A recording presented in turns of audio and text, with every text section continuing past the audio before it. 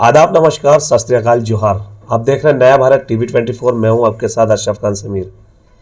राज्य की बात करें तो लगातार जिस तरीके से सत्ताधारी पार्टी के नेता बड़े बड़े वादे करते हैं और बड़ी बड़ी आलोचनाएं भी करते हैं कि हमारी सरकार आएगी तो ये कानून बनेगा, हमारी सरकार आएगी तो महिला सशक्तिकरण का समीकरण होगा, मगर कहीं ना कहीं देखा जा रहा है कि कोई भी सरकार झारखंड में आती है, सब अपनी रोटी सेकने के लिए आती है और कहीं ना कहीं जनता की शिकार बन रही है।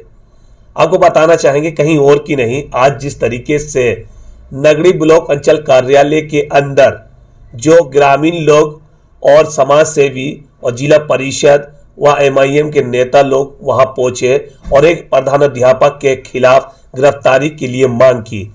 बताना चाहेंगे आपको 22 नवंबर दिन सेक्रेट मिशन हाई स्कूल के प्रधानाध्यापक सुरेश्वरी महतो ने जिस तरीके से 14 वर्षीय बच्ची के साथ अश्लील हरकतें की और जब इससे भी बर्बाद बनी तो उसको मारपीट जमकर की, जिससे लेकर के बच्ची के घर वाले काफी दहशत के माहौल में जी रहे हैं। और हम आज सीधा बात करेंगे प्रदेश संगठन महामंत्री से समीर अली से, आखिर राज्य में इतना आतंक क्यों, क्या कुछ कहेंगे। 22 नवंबर की घटना है और आवेदन देने के बाद भी बच्ची के परिवार वाले लोग सेफ नहीं है, बल्कि उनके ऊपर केस हो गया है। और जो उनके परिजन का जो भी साथ दे रहे हैं, वहां की जिला परिषद नगरी की जो है पूनम देवी के पर भी 107 लगा दिया है नगरी थाना परवारी के द्वारा। देखिए, सबसे पहले जो ये सेक्रेट हार्ट मिशन की जो घटना है, तो सेक्रेट हार्ट मिशन स्कूल के डायरेक्टर हैं सुरेश्वरी महतो। तो सबसे पहले तो ये घटना अभी हुई, वहाँ के ग्रामीणों को, जनप्रतिनिधियों को पूर्व में ही विरोध करना चाहिए, क्योंकि ये सुरेश्वरी महतो द्वारा इस संस्था का संचालन किया जा रहा था और स्कूल का नाम रखे है सेक्रेट हार्ट मिशन। ये कोई मिशनरीज संस्था द्वारा संचालित नहीं था ये स्कूल।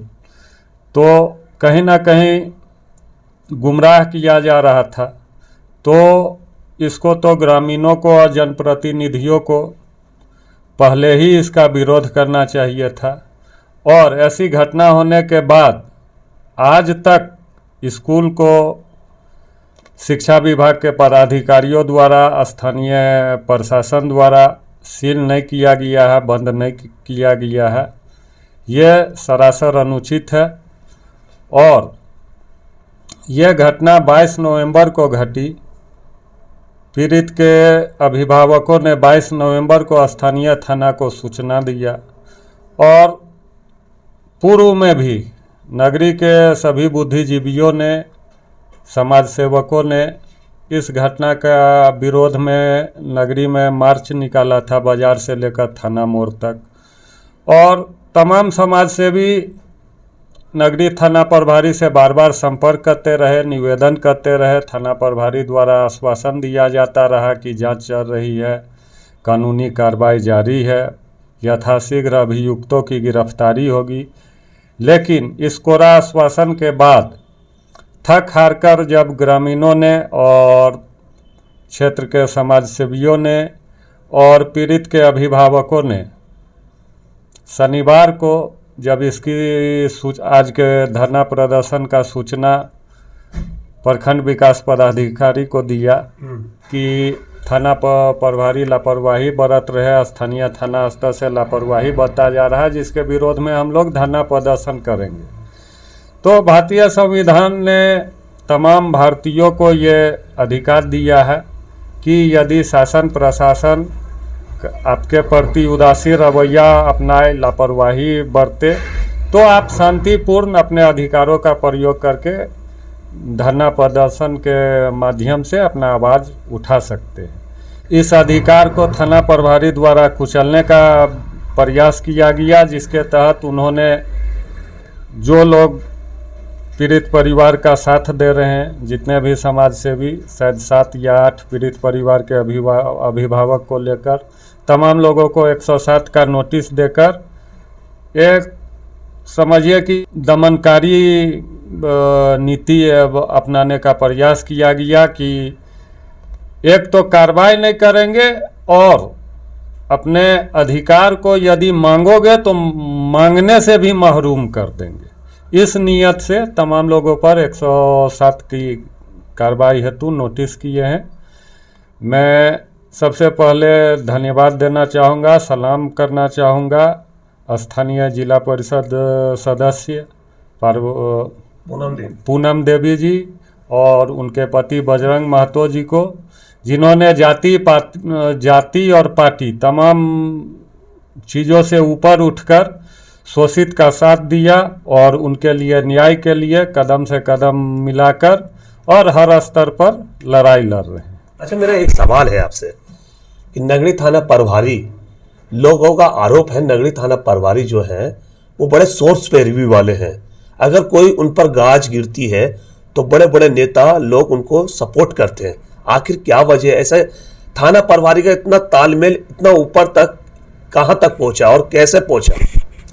देखिए, क्षेत्र में इस तरह की बातें सुनने को आती है लोगों से कि ये शायद किसी राजनेता के रिश्तेदार हैं और यूपीए सरकार में ये सर्वविदित है कि थाना प्रभारी हो या वरीय पदाधिकारी हो, ब्लॉक के सीईओ हो या फिर और भी पदाधिकारी हो, तो इस सरकार में ट्रांसफ़र पोस्टिंग एक उद्योग का रूप लिए हुए है। कोई भी ट्रांसफ़र पोस्टिंग जो होता है पैरवी और पैसे के बल पर होता है, या फिर ट्रांसफ़र पोस्टिंग मत कहिए, इसे एक अवधि के लिए तमाम ओहदों को बेचा जाता है और जब आप किसी को कीमत वसूल के एक निश्चित अवधि के लिए भेजिएगा तो फिर अफसर निरंकुश हो ही जाएंगे, अफसरशाही हावी हो ही जाएगी। तो ये तो इस सरकार में ट्रांसफ़र पोस्टिंग का उद्योग खुलेआम चल रहा है, इससे नकारा नहीं जा सकता है और शायद इसी का परिणाम है जो यहाँ स्थानीय नगरी थाना के पुलिसकर्मियों द्वारा भी उनके रवैये से यही प्रतीत होता है। अच्छा, ग्रामीण एसपी नौशाद आलम, उनको ग्रामीणों का भी आरोप है कि ग्रामीण एसपी नौशाद आलम जी इतनी बड़ी बात जानते हुए थाना प्रभारी के विरुद्ध एक्शन क्यों नहीं ले रहे, और क्या सुरेश्वरी महतो ने ऐसा क्या कर दिया है जो प्रशासन मजबूर है गिरफ्तार करने से? देखिए, वरीय पदाधिकारियों को तो निश्चित रूप से इसमें इंटरफेयर करना चाहिए, अनुसंधान में कनीय पदाधिकारियों को निर्देश देना चाहिए। उनकी क्या मजबूरी है, उनके सामने क्या बाध्यता है, वो तो वही बता सकते हैं। मैं बहुत ज़्यादा कुछ नहीं बोल पा रहा हूँ। अच्छा, MIM लगातार जिस तरीके से कहीं भी घटना हो रही है सबसे पहले अव्वल नंबर पर पहुंच रही है और उनके साथ मिलके उनके दुख को बांट रही है। जैसे मान लीजिए खूंटी में रोड़ों में जिस तरीके से घटना हुई, एक 82 वर्षीय निजामुद्दीन अंसारी की हार्ट अटैक से मौत हो गई, क्योंकि कारण ये था कि रात को 12 बजे बिना नोटिस के प्रशासन उनके घर में चढ़ के, और कोई भी उनके घर में पुरुष नाम का कोई व्यक्ति नहीं था, खाली एक बुजुर्ग व्यक्ति थे, और उनके साथ भी ऐसा अभद्रता, टिप्पणी, गाली गलौज की प्रशासन द्वारा। फिर भी अभी तक इतना समय हो गया है कि कोई कार्रवाई नहीं हुई है, ना कोई एक्शन लिया गया है, खाली थाना प्रभारी को लाइन हाजिर कर दिया गया। क्या लाइन हाजिर करने से क्या समस्या दूर हो पाएगी? देखिए, निश्चित तौर पर जब से इस यूपीए सरकार का गठन हुआ है, यह लाइन हाजिर करने का एक फैशन चला है। कोई भी कांड होता है, किसी तरह की कोई कार्रवाई नहीं की जाती है, सीधे लाइन हाजिर कर दिया जाता है या धीरे से उनको हटा दिया जाता है, क्लोज कर दिया जाता है। सबसे पहले इतनी बड़ी घटना रांची में मुदस्सिर और साहिर गोलीकांड में हुई, उसमें भी किसी तरह का कोई कार्रवाई नहीं किया गया। यहाँ के रांची जिला के सीनियर एसएसपी और डीसी को कुछ अवधि के बाद स्थानांतरित करते हुए मुख्यालय क्लोज कर दिया गया। और स्थानांतरण कर दिया गया। स्थानांतरण का कारण भी नहीं बताया गया कि इसी कांड के आधार पर इन लोग का स्थानांतरण किया चलिए जाता हम है। आपसे एक बात पूछ लेते हैं कि मान लीजिए जिस तरीके से अभी आप बताया कि साहिल मुदस्सिर का मामला जो 10 जून का घटना हुआ था, क्या जांच के दौरान किसी पदाधिकारियों का ट्रांसफर या फिर पोस्टिंग करना अनिवार्य है इसमें? देखिए शायद इस पर तो कोर्ट ने भी संज्ञान लिया था और टिप्पणी भी किया था कि जांच के दौरान किसी भी पदाधिकारी को तबादला नहीं किया जाना चाहिए, और यदि आप तबादला करते हैं इसका माने कि आप स्वयं मानते हैं कि उक्त पदाधिकारी जो हैं वो जवाबदेह हैं, उनकी लापरवाही सामने आई होगी, तो परिस्थितियों को स्पष्ट किए बिना और धीरे से तबादला कर देना यह गलत है। अच्छा चलिए, अब ये बात हो गया, अब एक बात और कर लेते हैं आपसे। इमरान अंसारी बोकारो में जो मॉब लिंचिंग हुआ था, नाम तो सुने हो ना, ये बारे में चर्चा तो हुई, आप लोग गए भी हैं वहाँ पर। अभी तक उनको सही से न्याय नहीं मिल पा रहा है, मगर हाँ, जब 29 तारीख को जब उनके घर परिवार वालों ने और गांव वालों ने धरना दिया महुआ टांड़ थाना के समक्ष, तो फिर दबाव पड़ने पर जो अरुण ठाकुर है, जो इमरान अंसारी को घर से बुला के ले गया था, वो आत्मसमर्पण तेनुघाट हाईकोर्ट में किया। तो क्या लगता है कि कहीं ना कहीं इतना दबाव में प्रशासन क्यों चल रहा है कि अभी तक 2 महीने हो चुके हैं, पूरा अपराधी गिरफ्तार नहीं हो पाए, क्या कारण है? देखिए, पुलिस प्रशासन दबाव में नहीं है, क्योंकि हम लोग भी गए थे घटनास्थल पर, और जहाँ तक मुझे जानकारी है, जिस दिन ग्रामीणों ने महुआ टांड़ थाना का घेराव किया था, शायद आप लोगों के आप लोग भी गए थे कवरेज करने के लिए, सोशल मीडिया के माध्यम से मुझे पता चला।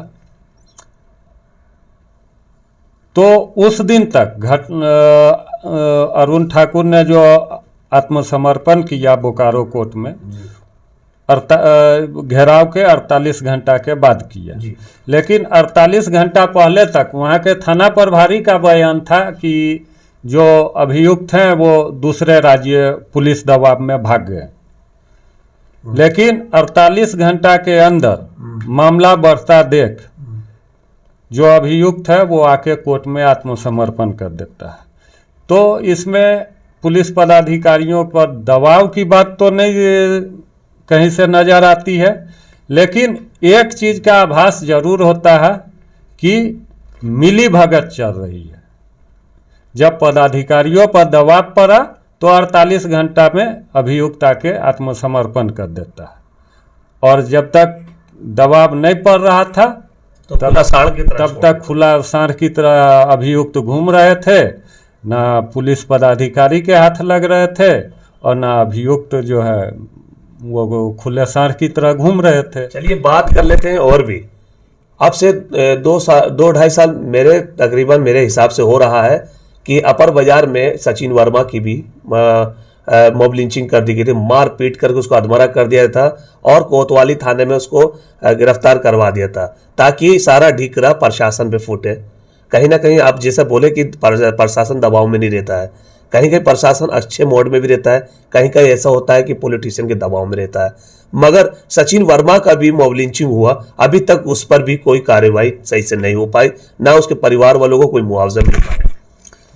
देखिए, सचिन वर्मा हो या तबरेज हो या मजलूम हो या निजामुद्दीन अंसारी हो, अभी तक जितनी भी मॉब लिंचिंग हुई है किसी को भी सज़ा नहीं मिल पाया है, किसी को भी फूटी कोरी मुआवजा नहीं मिल पाया है, किसी प्रकार का कोई सरकारी सुविधा नहीं मिल पाया है। हम लोग विरोधी किसी के नहीं हैं, सिर्फ एक रुपेश पांडे, जिनको कि पुलिस ने माना कि ये मॉब लिंचिंग नहीं है, आपसी रंजिश में इस घटना को अंजाम दिया गया है। लेकिन पता नहीं इस सरकार को क्या इतनी हड़बड़ी थी कि विदिन 48 से 72 घंटे के अंदर में बुला के सीएम आवास में 5 लाख का चेक प्रदान किए और सरकारी नौकरी का मुआवजा में सरकारी नौकरी का ऐलान किए। तो आपने उन्हें मुआवजा दिया, 5 लाख रुपया मदद किया, हम स्वागत करते हैं। लेकिन जाति के आधार पर भेदभाव करके एक तरफ आप तमाम लोगों को दरकिनार करते हैं और दूसरी तरफ जो उच्च वर्ग से बिलोंग करते हैं वैसे टाइटल के लोगों को देखकर तत्काल मुआवजा देते हैं, सरकारी सुविधा देते हैं। तो हम लोग इस चीज़ का खंडन करते हैं, खुले तौर पर विरोध करते हैं।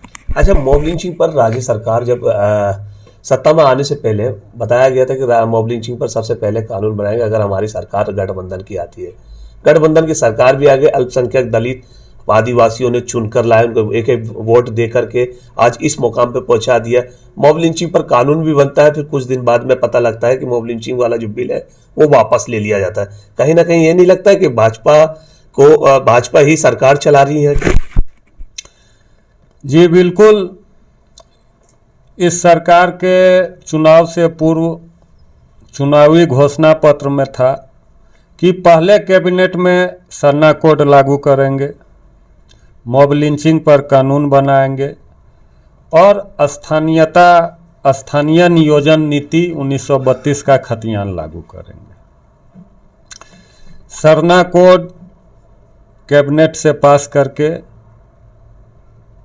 केंद्र भेज दिया गया। ठीक है, आस्था का मसला था, वो केंद्र चला गया। मॉब लिंचिंग का कानून जानबूझकर ऐसा बनाया गया तो उसमें त्रुटियां रखी गई कि राज्यपाल के पास से उसको वापस कर दिया गया। और जिन त्रुटियों को सुधारने जो बिंदु राज्यपाल ने दर्शाकर भेजा कि इसमें सुधार की आवश्यकता है, इतना अवधि बीत गया, इस सरकार को फुर्सत ही नहीं है ईडी और तमाम तरह के जांच से कि वो सुधार के वापस दोबारा भेजे। और स्थानीय नियोजन नीति जो है ये राज्य सरकार के अधिकार का क्षेत्र था, जानबूझकर इसको 9वीं सूची में शामिल करने के लिए केंद्र के पास भेज दिया गया है। मैं पूछना चाहता हूं, जब सब कुछ केंद्र ही से होगा तो फिर ये राज्य सरकार झुझुना बजाने के लिए है, इसे तो इस्तीफा दे देना चाहिए। और एक नारा भी लगा है राज्य में कि हेमंत है तो हिम्मत है, मगर कहीं ना कहीं ये लग रहा है कि ये जो सरकार है हाय बद्दुआ का शिकार है। देखिए, हेमंत है तो हिम्मत है। किसे हिम्मत है? भ्रष्टाचारियों को, अपराधियों को हेमंत है तो हिम्मत है। राज्य के तमाम नागरिकों को इस सरकार से निराश हो गए हैं, किसी तरह का कोई उम्मीद नहीं है। और अब सबों ने सब्र कर लिया है कि जैसे 3 साल वैसे और 2 साल इंतजार करना है इस सरकार से कुछ होने जाने को। अच्छा, एक बात और पूछ रहे थे कि राज्य में भाजपा राज की, झारखंड राज्य में एक नहीं बार 2 बार 3 बार राज की, और फिर आपका झामुमो राज की, एक नहीं बार 2 बार राज की। कांग्रेस गठबंधन में रही, एक बार अगर बने हैं तो मधु कोड़ा मुख्यमंत्री थे कांग्रेस के, ये पता है ना आपको। मगर सब लोग राज कर लिए, सबसे जनता उकसा गई है। अगला स्टैंड जनता का क्या होगा? देखिए, इस सरकार के तमाम मंत्री और मुख्यमंत्री महोदय बार बार बोलते हैं कि 20 साल से झारखंड वासी त्रस्त थे, अब जो है झारखंडियों की सरकार है। बीजेपी के तरफ, भाजपा के तरफ इशारा करते हुए बोलते हैं। लेकिन झारखंडी जनता अब जाग चुकी है। वो जानती है कि इन 22 सालों में 2.5 साल हेमंत सोरेन पूर्व में भी मुख्यमंत्री थे, उससे पहले तकरीबन 13 महीना बीजेपी के साथ, बीजेपी के सरकार में ये उप मुख्यमंत्री थे। और 3 साल अभी वर्तमान में 3 साल की अवधि पूरी होने जा रही है, 3 साल से हेमंत सरकार है। बीच में कुछ अवधि कांग्रेस के सहयोग से मधु कोड़ा भी थे, मुख्यमंत्री पूर्व में रह चुके हैं। तो इन सब अवधियों को जोड़ लिया जाए तो 22 साल में 12 साल भाजपा 10 साल गैर भाजपा सरकार रही है, लेकिन दोनों सरकार में जनता त्रस्त है। एक विकल्प तलाश रही है कि इन दोनों से निजात इस राज्य को कब मिलेगा। मान लीजिए कि आप एमआईएम की तरफ से फाइट लड़ रहे हैं। जब झारखंड में एमआईएम ने कदम रखा था तो बहुत चर्चा था, विपक्षी में आप भी आते हैं और लोग भी आते हैं। उस समय भाजपा थी, मगर कहीं ना कहीं सब लोग बोल रहे थे कि ये एमआईएम कुछ नहीं कर पाएगी, मगर कहीं ना कहीं ये भी लगा कि प्रदेश अध्यक्ष वहाँ का बहुत कमजोर पड़ गया। जहाँ पर जिसको टिकट देना चाहिए था उस टिकट को नहीं मिला, खाली टिकट का खेला हुआ। मगर मान लीजिए कि इस बार आप लोग मेहनत कर रहे हैं और झारखंड में अपनी किस्मत आजमा रहे हैं। यहाँ आम आदमी का भी वर्चस्व है, मगर वो कहीं ना कहीं नहीं दिख रहा है, संगठन कमजोर है। मगर एमआईएम इस बार क्या करने जा रही है, ये जो चुनाव में क्या स्टैंड ले रही है? देखिए 2019 में भी अभी जो लेटेस्ट उपचुनाव हुआ वहाँ भी एनडीए यूपीए, इसके बाद तीसरा स्थान हम ही लोग रहे हैं। और इन दोनों के बाद तीसरे विकल्प के तौर पर जो भी समान विचारधारा वाली पार्टी है, हम लोग बहुत जल्दी एक अलायंस के रूप में मिलकर, और इन दोनों के एनडीए के पास तो कोई विजन नहीं है, फूट करो राज करो वाली सिद्धांत पर चलती है। और यूपीए, इन्होंने जो जनता को झूठा आश्वासन देकर और उनके सपनों पर कितना खरे उतरे, उनके सपनों को कितना साकार किए, ये भी झारखंड की जनता देख रही है। तो हम लोग निश्चित ही तीसरे विकल्प के रूप में उभरेंगे आने वाले 2024 में। क्या पूरा विधानसभा सीटों में अलायंस के साथ चुनाव लड़ाई जाएगी या फिर अकेले ही दम पे लड़ेंगे? जिस तरीके से आपने बोला कि हम अलायंस करेंगे, तो यहाँ पर जो पार्टी है जो जन जन के मुंह पर है, भाजपा, जेएमएम, कांग्रेस, आरजेडी, क्या इन्हीं लोगों से अलायंस करेंगे? लगता है आपको कि ओवैसी जी इन लोगों से अलायंस करेंगे? देखिए हमारे राष्ट्रीय अध्यक्ष बैरिस्टर असदुद्दीन ओवैसी साहब कोई नुका छिपा उद्देश्य रखते नहीं है, उनका कोई नुका छिपा विजन है नहीं। गैर बीजेपी, गैर भाजपा और गैर कांग्रेस, ये दोनों पार्टी छोड़कर बाकी क्षेत्रीय पार्टियों से किसी से भी तालमेल करके, और एक तीसरा मोर्चा समान विचारधारा वाली जो पार्टी है उनके साथ मिलकर अब झारखंड की जनता को एक तीसरा विकल्प दिया जाएगा। और झारखंड की जनता के सामने हम लोग जाएंगे। जनता जनार्दन सर्वोपरि होती है, वो हम लोग जनता की अदालत में जाएंगे। उसके बाद तो फैसला जनता को करना है कि 22 साल से जैसे ठगाते आए हैं वैसे ठगाने का वो फैसला लेते हैं, या फिर एक नए विकल्प के साथ आगे की ओर, विकास की ओर बढ़ने की ओर देखते हैं। और इनकी साफ साफ नियत बता रही है कि इस बार जो छोटी छोटी पार्टियां, जो क्षेत्रीय पार्टी हैं, भाजपा और कांग्रेस को छोड़ के सभी से अलायंस करने को तैयार है एमआईएम।